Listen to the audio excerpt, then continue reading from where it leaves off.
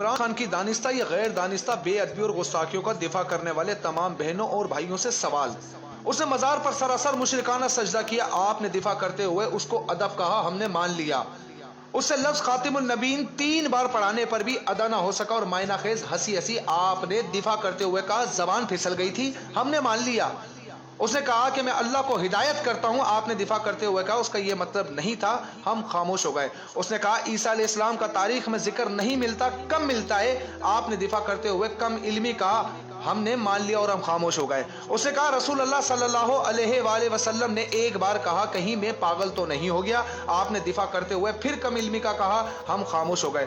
اس نے کہا کہ اللہ مجھے ایسے تیار کر رہا ہے جیسے نبی کو تیار کیا تھا، آپ نے دفاع کرتے ہوئے تعبیر کی غلطی کا، ہم نے مان لیا۔ اس نے صحابہ کرام رضی اللہ تعالیٰ عنہ کو ڈرپوک کہتے ہوئے مال غنیمت کو لوٹ مار کہا، آپ نے جنگ احد کے واقعات کو توڑ موڑ کر خوب دفاع کیا، ہم خاموش ہو گئے۔ اس نے داڑھی کا سر عام مذاق اڑایا، آپ نے پھر ڈٹ کے دفاع کیا، ہم پھر خاموش ہو گئے۔ اس نے ایک انٹرویو میں قادیانیوں کے حق میں بولا، آپ پھر اقلیت کا منجل لے کر دفاع کرتے نظر آئے، ہم خاموش ہو گئے۔ اس نے جلسے کی گرمی کو جہنم کی گرمی سے زیادہ قرار دیتے ہوئے کہا اگر میں جہنم میں گیا تو مجھے گرمی نہیں لگے گی، آپ نے دفاع کرتے ہوئے کہا اس کا وہ مطلب نہیں تھا، ہم خاموش ہو گئے۔ اس نے سکھوں کے بت خانوں کو مکہ مکرمہ اور مدینہ المنورہ سے تشبیہ دی، آپ نے دفاع کیا۔ اب اس نبی کریم صلی اللہ علیہ وسلم کی ذات پر اس نے پھر جو لفظ استعمال کیا 2 دن پہلے اسپیچ کے اندر، جو کوئی بھی مسلمان ادا نہیں کر سکتا، وہ اس نے استعمال کیا۔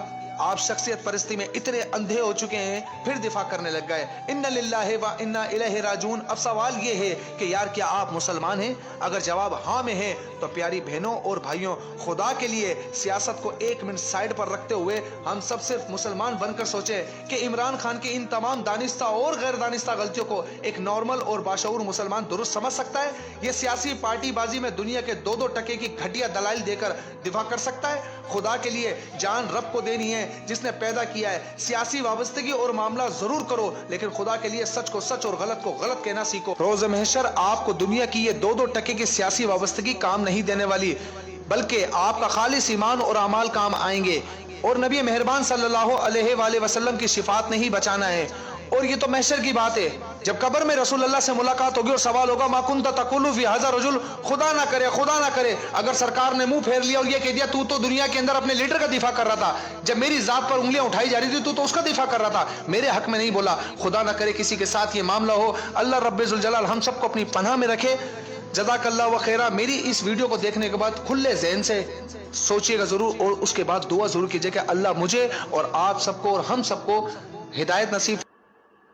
عمران خان کی دانستہ یا غیر دانستہ بے ادبی اور گستاخیوں کا دفاع کر